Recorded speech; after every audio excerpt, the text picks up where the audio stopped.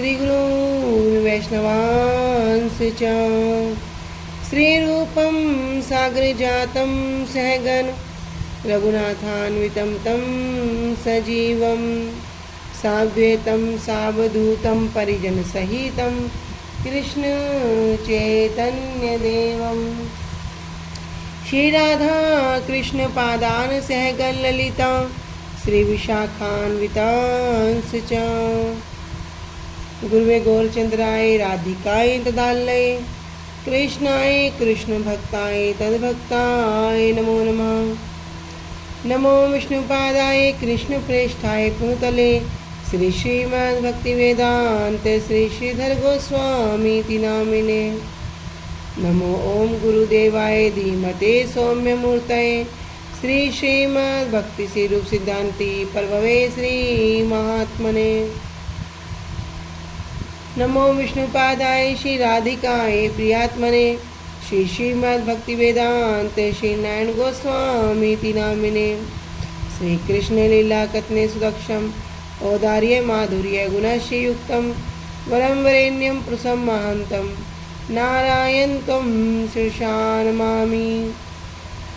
वाञ्छा कल्पतरुभ्यश्च कृपा सिन्धुभ्यैव च पतितानं पावनेभ्यो वैष्णवेभ्यो नमो नमः। पंचतत्त्वात्मकृष्णं भक्तरूपं स्वरूपकं भक्तावतारं भक्ताख्यं नमामि भक्तशक्तिकं। श्री कृष्ण चैतन्य प्रभु नित्यानंद श्री अद्वैत गदाधर श्रीवासादि गौर भक्त वृंद।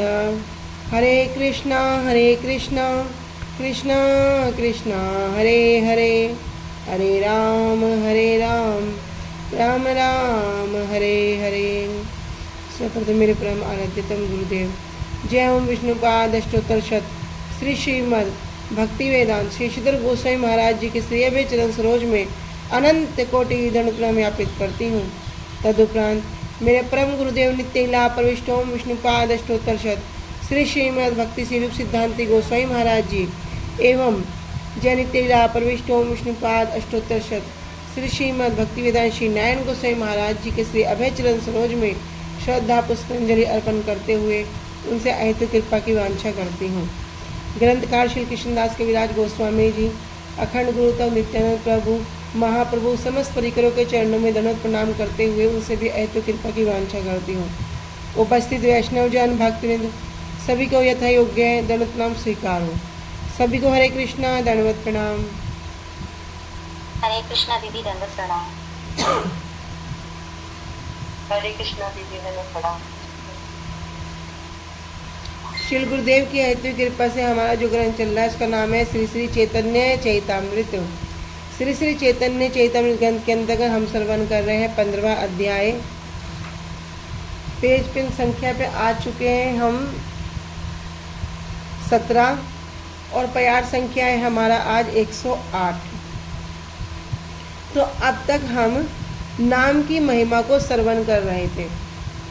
अब तक हमने जो श्रवण किया कि पहले तो वैष्णव कौन है, क्योंकि सत्यराज खान जी महाप्रभु से कह रहे हैं कि वैष्णव कौन है, मैं वैष्णवों को कैसे पहचानूंगा, वैष्णव के सामान्य लक्षण क्या हैं।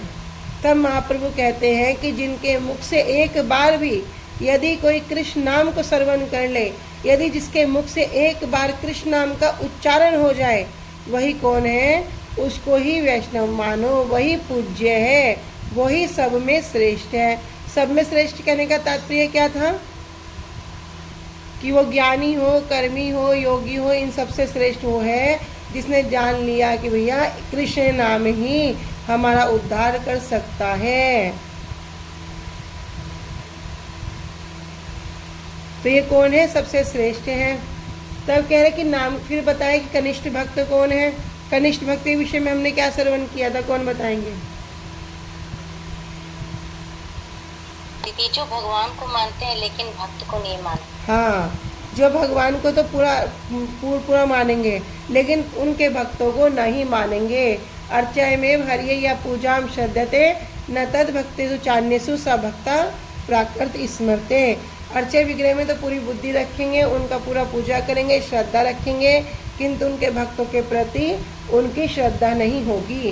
किंतु धीरे धीरे जब ये कथा सुनेंगे, कथा के माध्यम से क्या होगा, ये दोष भी दूर हो जाएगा, फिर वे उत्तम भक्त भी हो सकते हैं। फिर हमने भक्त सुने थे, भक्त 3 प्रकार के होते हैं, कौन कौन से?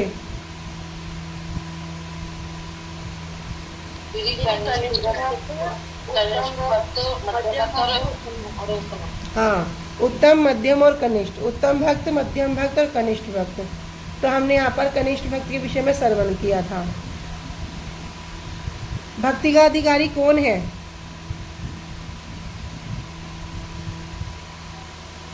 हरि वैष्णव की सेवा कर रहा है और हरिनाम कर रहा है। ठीक है, जो श्रद्धाजन व्यक्ति है, जिसके अंदर ये श्रद्धा हो गई, वही कौन है? वही भक्ति का अधिकारी है।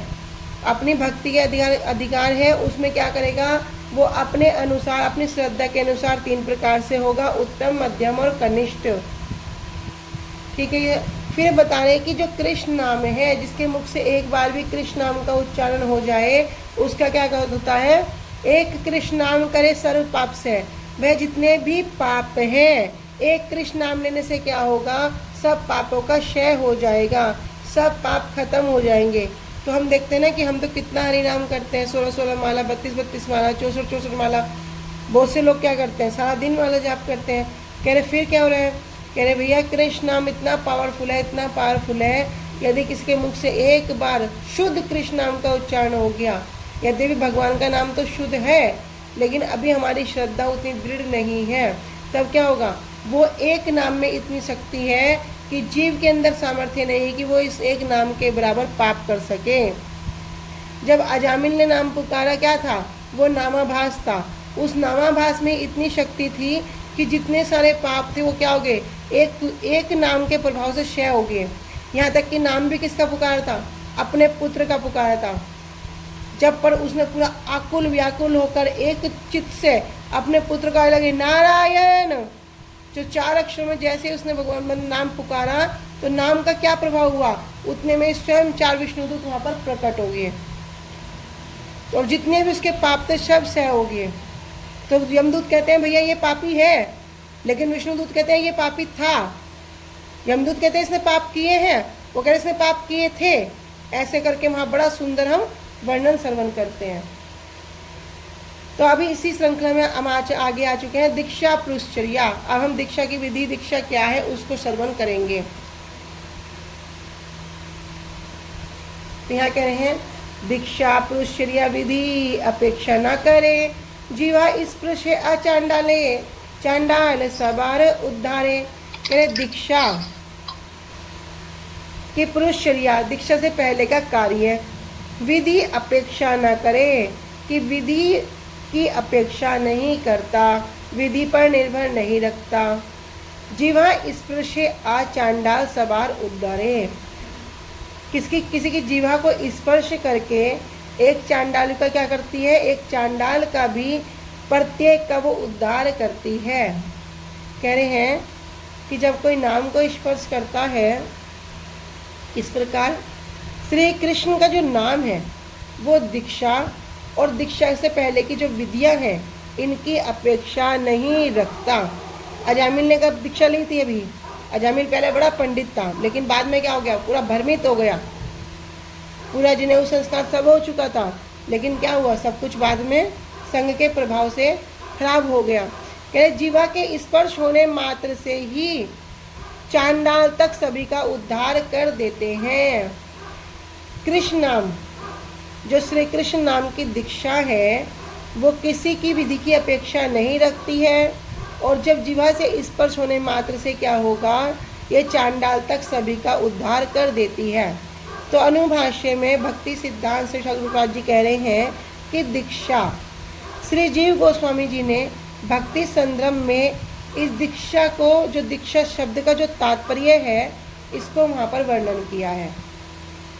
क्या कह रहे हैं? दिव्ये ज्ञानम यतो दद्यात् कुर्यात् पापस्य संशयम तस्मात् दीक्षति सा प्रोक्ता दैसिक तत्व कोविदयी। कि दिव्य ज्ञानम यतो दद्यात् क्या होता है? जो दीक्षा है, दीक्षा होने से क्या होगा? दिव्य ज्ञान प्राप्त हो जाएगा। कुर्यात पापस्य संशयम, सभी जो पाप हैं उनका संशय हो जाएगा। जो दैशिक तत्व को, जो तत्वदर्शी जो जन है, इसी विधि को क्या कहते हैं? दीक्षा कहते हैं। कि जिसके अप्राकृत दिव्य ज्ञान का उदय हो जाए और पापों का संपूर्ण रूप से नाश हो जाए। तत्व शास्त्रविद, जो तत्व शास्त्र को जानने वाले हैं पंडित, उन्हें ही दीक्षा कहकर वास्तविक रूप में संज्ञा प्रदान की है। तो दीक्षा शब्द का हमारा जो तात्पर्य है वो क्या है? कि दीक्षा लेने से दिव्य ज्ञान का उदय होगा। दिव्य ज्ञान कैसा? मैं कौन हूँ। सब प्रकार के जो हमारे पाप है उनका संपूर्ण रूप से नाश हो जाएगा। संपूर्ण रूप उन्मूलम, अर्थात उनका जड़ से नाश हो जाएगा। ना पाप रहेगा, ना पाप बीज रहेगा। जब बीज ही नहीं रहेगा तो बाद में उसका फल कहाँ से आएगा? उसका पौधा कहाँ से आएगा? कह रहे संपूर्ण रूप से उसका नाश हो जाएगा। यही दीक्षा है। और जो शास्त्रों को जानने वाले जो पंडित हैं, इसी को दीक्षा कहकर वास्तविक रूप में, सत्य रूप में प्रमाणित किया है। तो दीक्षा क्या हो गया? दीक्षा वह विधि हो गई जिसमें मनुष्य का जो दिव्य ज्ञान है वो जागृत होएगा और जितने भी सारे उसके पाप कर्म है, उस पाप कर्म के जितने भी फल है सबको वो क्षय कर देगा। आगे कह रहे हैं हरि भक्ति विलास में और भक्ति संदर्भ में। द्विजानाम अनुपेतानाम स्वकर्माध्ययनादिषु यथाधिकारो नास्ति स्याचोपन्यनादनु तथा तात्रा दीक्षितानां तु मंत्रदेव अर्चनादिषु नाधिकारो असत्यता कुर्याद आत्मानं शिव संस्तुतम। कह रहे कि अर्थात उपवित जो जनेऊ संस्कार, कह रहे जनेऊ रहित ब्राह्मण का जिस प्रकार, जिस ब्राह्मण होने पर भी वो उसके जनेऊ नहीं होता, कह रहे जिस प्रकार स्वकर्म अध्ययन आदि में अधिकार नहीं होता, उसका क्या होता है कि स्वकर्म और अध्ययन आदि में अधिकार नहीं होता, उपवित ग्रहण करने के बाद ही अधिकार होता है। अर्थात जनेऊ संस्कार के बाद ही उसका अधिकार होता है। उसी प्रकार अदीक्षित व्यक्ति का भी, जिसकी अब तक दीक्षा नहीं हुई, मंत्र देवता की पूजा में अधिकार नहीं होता। इसलिए आत्मा को मंगलमय करने के उद्देश्य से जिसको अपना कल्याण चाहते हैं, ऐसे अपना कल्याण चाहने वाले क्या करेंगे? दीक्षा ग्रहण करेंगे। इसको एक बार दोबारा श्रवण करो। कह रहे जिस प्रकार ब्राह्मण का स्वकर्म अध्ययन आदि में अधिकार नहीं होता, कब? जब तक वो जनेऊ रहित होता है, जब तक। तो उसी प्रकार जो व्यक्ति ने अब तक दीक्षा ग्रहण नहीं की, वो अदीक्षित व्यक्ति का भी मंत्र देवता, ये मंत्र कोई साधारण नहीं है, मन्यत तार्यात इति मंत्र। कह रहे मंत्र क्या है? ये तारण करने वाले हैं भाई। अगर उसी मंत्र देवता की पूजा में उनका अधिकार नहीं होता, इसलिए क्या करना होगा? जिनको वास्तव में अपना मंगल करना है, अपनी आत्मा को मंगलमय करने के उद्देश्य से जो अपना कल्याण चाहने वाले हैं, वे क्या करेंगे? दीक्षा ग्रहण करेंगे। अनेक ग्रंथों से यहाँ प्रमाण दे रखे हैं, उनको हम श्रवण करेंगे। तो यहाँ पे कह रहे कि भले ही कोई ब्राह्मण पुत्र में उत्पन्न क्यों ना हो, उसकी दीक्षा और जनेऊ ना हो, तो वह कितने भी कर्मकांड हो, कितना भी अध्ययन हो, नहीं कर सकता। ब्राह्मण कुल में जन्म लेने पर भी अगर उसका यज्ञोपवीत होगा, दीक्षा होगी, तभी उसके बाद ही उसको ब्राह्मण बनेगा। क्यों भाई? हमने सुना ये ब्राह्मण कुल में हो गया, ब्राह्मण हो गया, यो शूद्र कुल में हो गया, शूद्र हो गया। तो ऐसा भी है क्या? नहीं। शास्त्र क्या कहते हैं? जन्मना जायते शूद्र, संस्कारात् भवेत् द्विजो, वेदे पाठात् भवेत् विप्रो, और ब्रह्म जानात इति ब्रह्मणा, कि भैया जन्मना जायते शूद्र, जन्म अर्थात जन्म से सभी शूद्र होते हैं। संस्कारात् भवेत् द्विजो, जो संस्कार से उनका दूसरा जन्म होता है। संस्कार अर्थात ये जनेऊ संस्कार, दीक्षा संस्कार। फिर वेदे पाठात् भवेत् विप्रो, फिर वो वेदों को जब पढ़ता है तो उसको विप्र कहा जाता है। और ब्राह्मण कौन है? ब्रह्म जानात इति ब्रह्मणा, जो ब्रह्म को जानते हैं, जिनको भगवत अनुभूति है, वो ही ब्राह्मण होते हैं। तो ये क्या कह रहे कि ब्राह्मण के रूप में ब्राह्मण कब बनेगा? जब उसका यज्ञोपवीत संस्कार हो जाएगा। इससे पहले वो ब्राह्मण नहीं बन सकता। तो वैष्णव नियम के अनुसार क्या करना पड़ेगा? मनुष्य को ब्राह्मण के रूप में दीक्षित होना चाहिए। आगे चलते हैं। यामल वचन में कह रहे हैं यामल वचन, आदीक्षितस्य वामुरु कृतं सर्वनिरर्थकं पशुन योनिर्वाप्नोति दीक्षा विरहितो जनः। कह रहे दीक्षा विरहितो, कि जो दीक्षा से विरहते हैं, जिनकी अब तक दीक्षा नहीं हुई, वे कैसे हैं? पशु योनि वाप्नोति, वो क्या करेगा? वो पशु योनि को ही प्राप्त करता है। आदिक्षत्य से वामेरु, हे वामेरु, आदिक्षत्य जो दीक्षा विधि से रहित हैं, ऐसे व्यक्तियों के द्वारा कृतम सर्वम निरर्थकम, वह कितने भी कार्य क्यों ना कर ले, कितने भी अनुष्ठान क्यों ना कर ले, वो सब क्या है? निरर्थक हैं, सब कुछ व्यर्थ हैं। क्यों? क्योंकि हमने श्रवण किया पशुन योनि वाप्नोति, दीक्षा विरहित जना, अर्थात जना जिसकी दीक्षा नहीं हुई, जो दीक्षा से रहित है, वो क्या होगा? वो पशु योनि को ही प्राप्त करेगा। आगे हरि भक्ति विलास में कह रहे हैं और भक्ति संदर्भ में वर्णन कर रहे हैं, अतो गुरुम पर्ण्यम्येवं सर्वस्वं विनिवेद्य च गृहीत वैष्णवं मंत्रम दीक्षा पूर्वम विधानते। कह रहे अतो गुरुम पर्ण्यमेव, तो क्या करना पड़ेगा? गुरुम अर्थात श्री गुरुदेव को पर्ण्यमेव प्रणाम करके, सर्वस्व विनिवेद चा, अपना सर्वस्व, अपना सब कुछ क्या करो? उनको अर्पित कर दो, समर्पण कर दो। गृह्याद वैष्णव मंत्रम दीक्षा पूर्वम विधानते, और क्या करो? पूरा विधि पूर्वक वैष्णव मंत्र को ग्रहण करना चाहिए।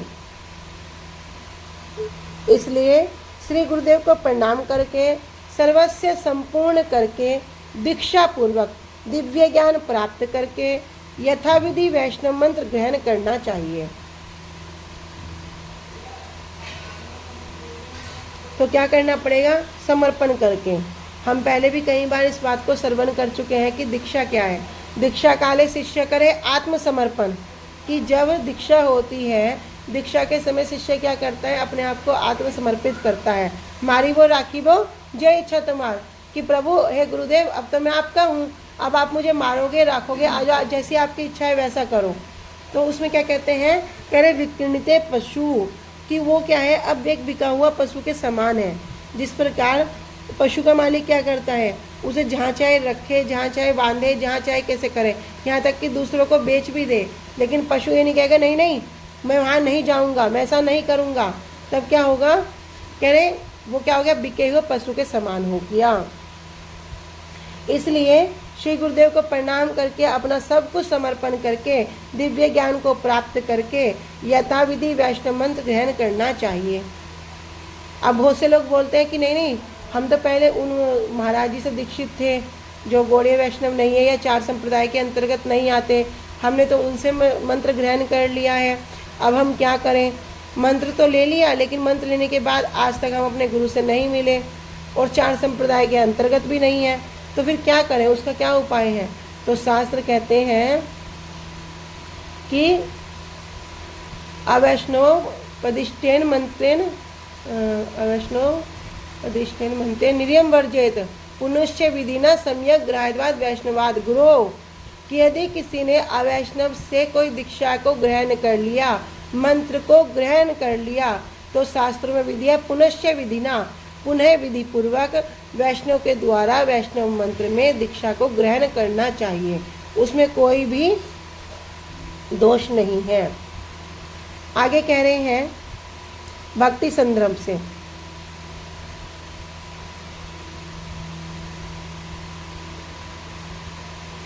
कह रहे यथा कांचन ताम याति काश्यम रस विधानतः तथा दीक्षा विधानेन द्विस्तम जायते निर्नाम।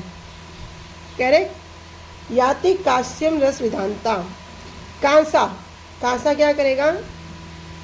कांसे को भी यदि रस विधानता जो रासायनिक विधि है उससे कांचन, वो भी क्या होगा? सोना बन जाता है। कि जिस प्रकार कांसे को भी अनेक रसायन विधि के द्वारा, कांसे को यदि रसायन में पारे से स्पर्श करा देंगे तो वो उस रासायनिक प्रक्रिया के द्वारा सोने में बदल जाएगा। क्या? कांसा। कह रहे तथा दीक्षा विधानेन द्युस्तम जायते निर्माण। इसी तरह यदि किसी की दीक्षा हो जाए तो दीक्षा होने पर वो व्यक्ति में क्या होगा? वो व्यक्ति में, चाहे वो किसी भी शूद्र हो, क्षत्रिय हो, कुछ भी क्यों ना हो, वह ब्राह्मण के गुण आ जाते हैं। दीक्षा होने पर क्या होगा? उसमें ब्राह्मण के गुण आ जाएंगे। तो कह रहे जिस प्रकार कांसा रासायनिक विधि के द्वारा सोना बन जाता है, उसी प्रकार दीक्षा के विधि के द्वारा, दीक्षा के विधान के द्वारा वह जीव, वह मानव ब्रह्मणता को प्राप्त करता है।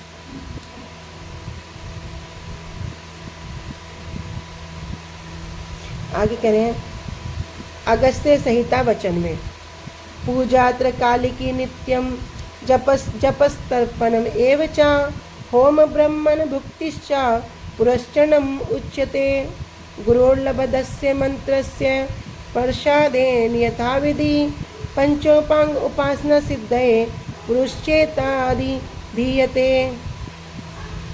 तो यहाँ पर कह रहे हैं कि प्रातः नित्यम, कह रहे पूजा तैलाकी, जो 3 समय हम जाप करते हैं, प्रातः दोपहर और सायंकाल, जो हम दीक्षा मंत्र जाप करते हैं, कह रहे तीनों समय नित्यम जपस तर्पणम एवचा, जप तप की जो विधि है, जप तप तर्पण करना, नित्य हवन करना, नित्य ब्राह्मण को भोजन कराना, कह रहे इन 5 अंगों को कहते हैं पुरस्चरण। अर्थात प्रातः, दोपहर और संध्या, इन 3 समय क्या होगा? नित्य जप करना, नित्य तर्पण करना, नित्य होम करना, नित्य ही ब्राह्मणों को भोजन कराना, इन 5 अंगों को कहते हैं पुरस्चरण। गुरु की कृपा से प्राप्त मंत्रों की सिद्धि के लिए सर्वप्रथम उपरोक्त 5 अंगों की उपासना का विधान है। गुरु जी से मंत्र प्राप्त हो गया, गुरु जी ने बता दिया क्या करना होगा। मंत्र को सुबह दोपहर शाम तीनों समय मंत्र करना है। किस प्रकार करना है? दोपहर में क्या होता है, बाहर रहते हैं, कोई कुछ कार्य में रहता है, तो गुरु जी ने छूट दे दी, ठीक है सुबह 2 बार कर लो, 1 बार शाम को कर लो। तो इस प्रकार क्या बता रहे हैं कि ये उपरोक्त अंगों की उपासना का विधान है, इसलिए यह क्रिया को कहते हैं पुरस्चरण नाम से जानी जाती है।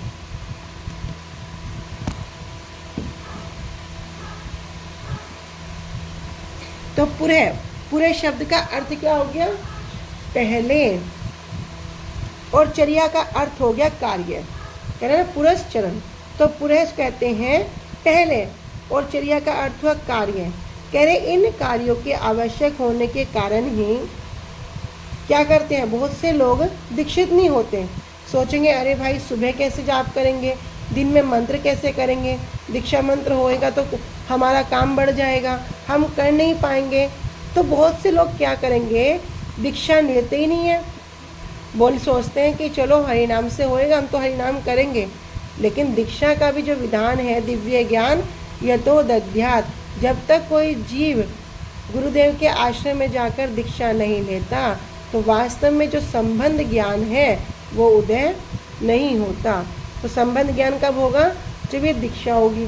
लेकिन क्या सोचेंगे कि नहीं नहीं हमें दीक्षा नहीं लेनी, बहुत सारा करना पड़ता है, अरे अब ये करो वो करो, बहुत नियम पालन करने पड़ते हैं। इस विचार से वे तुरंत दीक्षित नहीं होते।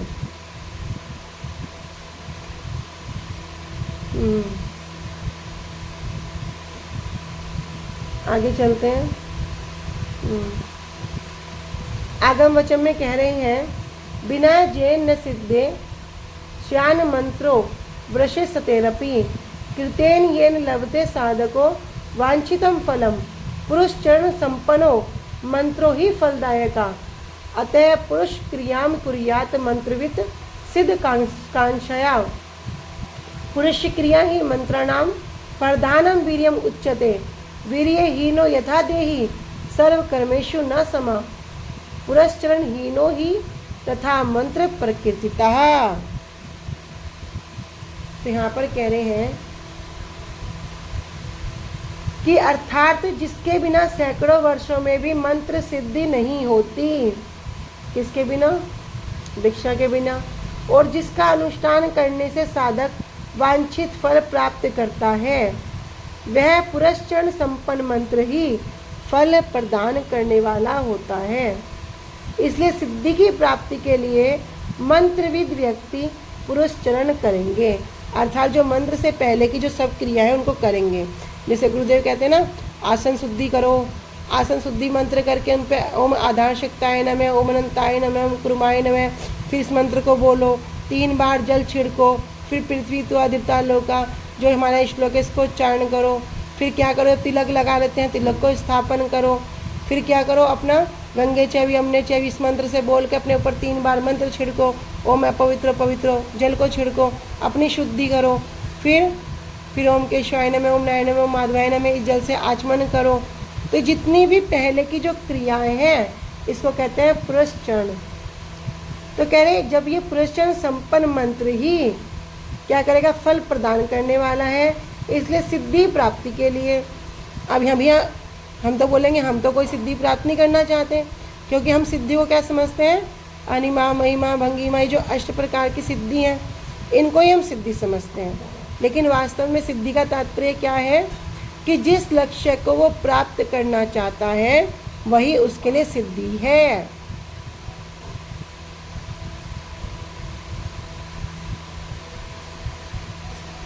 सिद्धि भवति वा नेति संशयो अच्युत सेविनाम निशंसस्तु तद्भक्ता परिचर्या आत्मनाम। कह रहे सिद्धि भवति वा नेति संशयो अच्युत सेविनाम।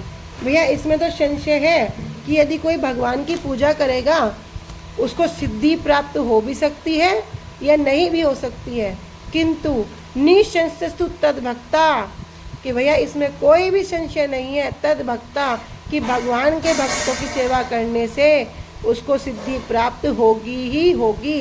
ये तो पूरा मोहर लगा दिया। तो सिद्धि का तात्पर्य ये नहीं है कि जो 8 प्रकार की सिद्धि होगी, 9 प्रकार की निधि होगी, नहीं। सिद्धि का तात्पर्य हो गया जिस लक्ष्य को, जिस गोल को हमें प्राप्त करना है, जो लक्ष्य हमारे गुरुदेव ने हमें दिया है, वो लक्ष्य क्या है, राधा दास्यम। तो सिद्धि शब्द का तात्पर्य, सिद्धि को यहाँ पे ये मत समझना कि सिद्धि पाना जो ज्ञानी योगी सिद्धि पाते हैं। भैया हमारी भी सिद्धि है। सिद्धि क्या है, जो हमारे गुरुदेव ने हमें लक्ष्य दिया है वही सिद्धि है। तो जो इस पुरश्चरण संपन्न करेगा और इस प्रकार करेंगे, वो क्या करेंगे, इसकी प्राप्ति से मंत्र विकृति पुरश्चरण करेंगे। क्यों, सिद्धि प्राप्ति के लिए। पुरुष क्रिया मंत्र समूह प्रधान शक्ति कहलाती है।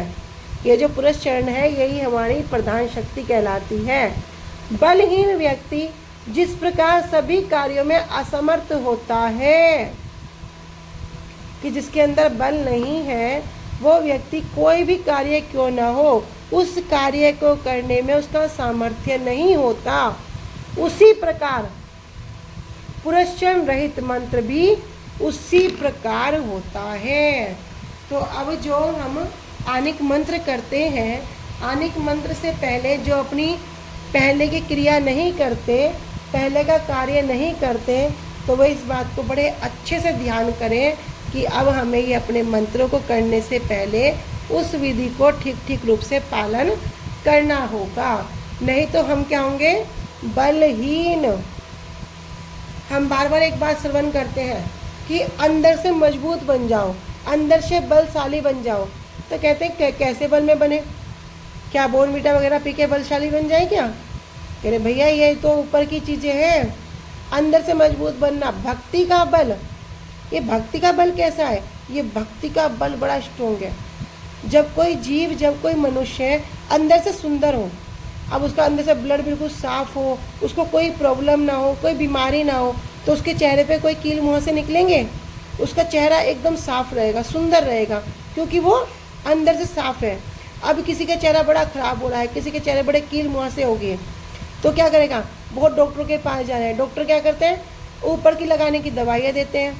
कुछ दिन में ठीक होगा, फिर वैसा ही हो जाएगा, कुछ कम हो जाएगा नाम मात्र को, लेकिन कुछ दिन बाद देखेंगे फिर से ऐसे ही भर जाएगा। क्यों? क्योंकि वो अंदर से ठीक नहीं है। ऐसे ही जब तक हम अंदर से मजबूत नहीं होंगे, तब तक हम बाहर से भी कितने स्ट्रॉन्ग दिखा लो, मजबूत नहीं हो सकते। तो बल कैसा हो? मजबूत कैसे बने? क्या संसार के बल से मजबूत बने? नहीं भैया, भक्ति के बल से मजबूत बनो। ये भक्ति का बल एक ऐसा बल है, किसी भी अवस्था में तुम क्यों ना हो, हम किसी भी स्थिति में क्यों ना हो, सच में वास्तव में ये भक्ति का बल हमेशा हमें बल देता है। बिल्कुल ज़मीन पे लग जाने के बाद भी, कोई भी रास्ता ना बचने के बाद भी, यहाँ तक कि मृत्यु भी अच्छी लगने के पश्चात भी ये हमें बल देगा। वो सोचेगा मैं अपना जीवन भी खत्म कर दूँ तो अच्छा है, लेकिन उस स्थिति में भी ये भक्ति का बल ही बल देगा हमको, और कोई भी ऐसा नहीं जो हमें बल दे सकता हो। कि जिसके बिना सैकड़ों वर्षों में भी मंत्र सिद्धि नहीं होती, किसके बिना? पुरुष चरण के बिना। और जिसका अनुष्ठान करने से साधक वांछित फल प्राप्त करता है, वह पुरुष चरण संपन्न मंत्र ही फल प्रदान करने वाला होता है। इसलिए सिद्धि प्राप्ति के लिए मंत्रविद व्यक्ति पुरुष चरण करेंगे। पुरुष क्रिया मंत्र समूह की प्रधान शक्ति कहलाती है, और बलहीन व्यक्ति जिस प्रकार सभी कार्यों में असमर्थ होता है, पुरुष चरण रहित मंत्र भी उसी प्रकार होता है।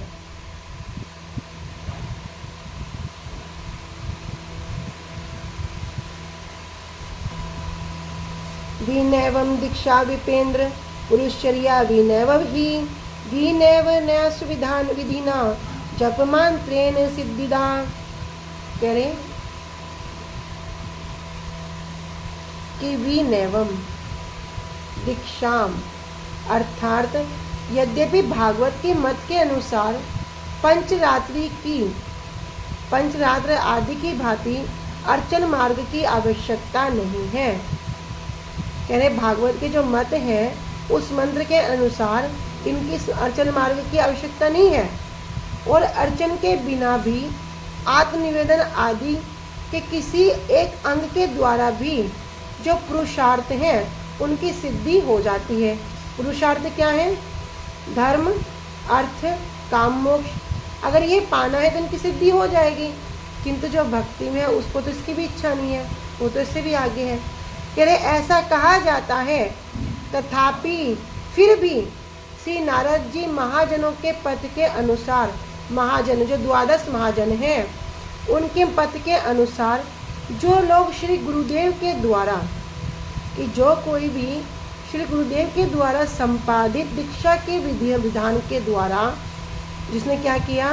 गुरुदेव के पास जाकर दीक्षा को ग्रहण किया, और दीक्षा के विधि के द्वारा भगवान के साथ विशेष संबंध स्थापित करने के इच्छुक हैं, जो वास्तव में जानना चाहते हैं मैं कौन हूँ, मेरा भगवान से क्या संबंध है।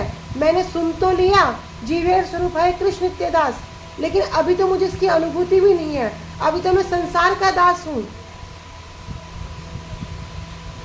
जो अपने संबंध को स्थापित करने के इच्छुक हैं वे दीक्षा के अनुष्ठान के बाद अवश्य ही अर्चन करेंगे। यद्यपि स्वरूपतः दीक्षा की अपेक्षा नहीं है, तथापि देह आदि के संबंध के कारण, कह रहे तब भी देह आदि के संबंध के कारण, अभी तो हम देह के संबंध को जानते हैं, आत्मा के संबंध को जानते नहीं है कि स्वरूप तो दीक्षा की अपेक्षा नहीं है, क्योंकि वास्तव में हमारा जो स्वरूप क्या है, जीवेर स्वरूप है कृष्ण दास। किंतु अभी हम जो देह आदि के संबंध के कारण, अभी तो हम अपने आप में क्या मानते हैं, मैं डॉक्टर हूँ, मैं स्त्री हूँ, मैं पुरुष हूँ, मैं ये हूँ, मैं वो हूँ, और इस शरीर से संबंधित जितने भी रिश्ते हैं उसमें मेरा की बुद्धि रखते हैं। ये मेरी पत्नी है, ये मेरा पति है, ये मेरे पुत्र है, ये मेरे धन है, ये मेरी संपदा है। इसी के कारण कुस्वभाव से युक्त, अभी हम सु अर्थात सुंदर स्वभाव से युक्त नहीं है, कु अर्थात बुरे स्वभाव से युक्त हैं। विक्षिप्त चित्त वाले, जिनका चित्र क्या हो गया, पागल हो गया, ऐसे व्यक्तियों की वैसी प्रवृत्ति को संकुचित करने के लिए तो नारद ऋषि आदि महापुरुषों ने इस अर्चन मार्ग से किसी किसी स्थान पर कोई कोई मर्यादा स्थापित की है। श्री राम अर्चन चंद्रिका में कहा गया है, विनय दीक्षा, हे विप्रम, यह मंत्र, ये दीक्षा, ये पुरुषरण और न्यास विधान के बिना ही जप मात्र से सिद्धि प्रदान किया करता है। ये जब कोई करता है, इनके बिना ही क्या होगा, जप मात्र से सिद्धि प्रदान किया करता है। राम अर्चन चंद्रिका में कह रहे हैं, कह रहे नाम की दीक्षा विधि की निरपेक्षता क्या है।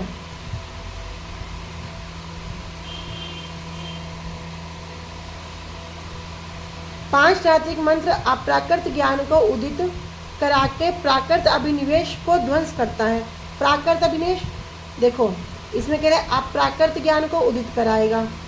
जो हमारा अप्राकृत ज्ञान है, जो नित्य वस्तु है, जो चिन्मय वस्तु है, उसको तो बता देगा कि हमारा जीव का स्वरूप क्या है, हम भगवान की कैसे सेवा करते हैं, हम यहाँ कहाँ आके पड़ गए, हमने कोई गलत कार्य किया, हमने भोग की इच्छा करी, इसलिए आगे कह रहे प्राकृत अभिनिवेश को ध्वंस करता है। प्राकृत अभिनिवेश क्या है, प्राकृत अर्थात जड़ वस्तु में अपने आप को निवेशित करना, अर्थात मैं ये शरीर हूँ, मैं डॉक्टर हूँ, जो हमने अभी बताया, मैं और मेरा का भाव, इसको क्या करेगा, इसको ध्वंस कर देगा, खत्म कर देगा। और अप्राकृत होने से मंत्र और देवता में अभिन्न बुद्धि होती है। जब वो व्यक्ति अप्राकृत हो जाएगा तब क्या होगा, फिर मंत्र में अलग बुद्धि नहीं रखेगा कि मंत्र अलग है और देवता अलग है, ये मंत्र ही देव स्वरूप है, इसमें एक ही बुद्धि हो जाएगी। कहे नाम और मंत्र में शब्द सामान्य, इंद्रियों की तृप्ति करने वाला, कि मंत्र को क्या मानते हैं कि ये साधारण मंत्र हैं, ये तो सिर्फ शब्द हैं, और अपनी इंद्रियों की तृप्ति करने के लिए मनोकल्पित, अपने मन के द्वारा कल्पना करके अन्य साधारण शब्दों के समान, कि मंत्र भी तो अन्य शब्दों के समान ही हैं, ऐसी बुद्धि करने पर उसका क्या होगा, वो नरक में वास करता है। अप्राकृत बुद्धि से ही मंत्र देवता के अर्चन का विधान है।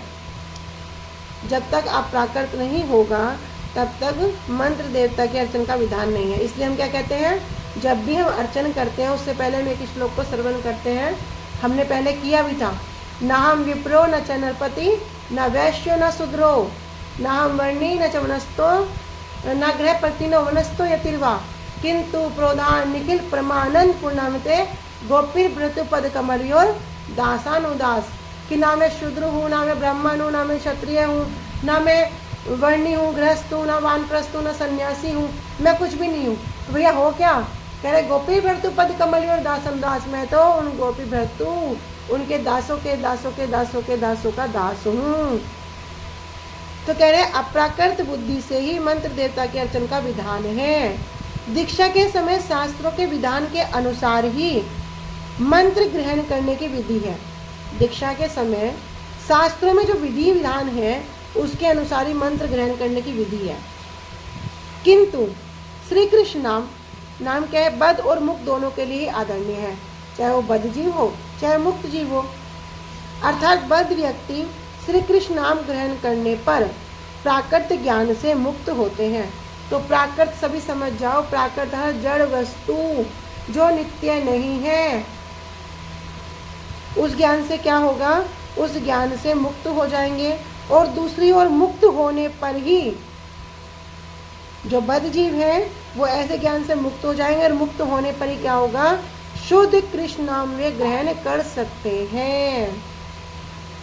ठीक है, आज हम यहीं तक रखते हैं। वांछा कल्पतरुभ्यश्च कृपा सिन्धुभ्य च पतितानां पावनेभ्यो वैष्णवेभ्यो नमो नमः। श्री गुरुदेव की जय। अनंत कोटि वैष्णव वृंद की जय। निताई गौर प्रेमानंदे। हरि हरि बोल। हरे कृष्णा। सभी को धन्यवाद प्रणाम। धन्यवाद प्रणाम। राधे राधे।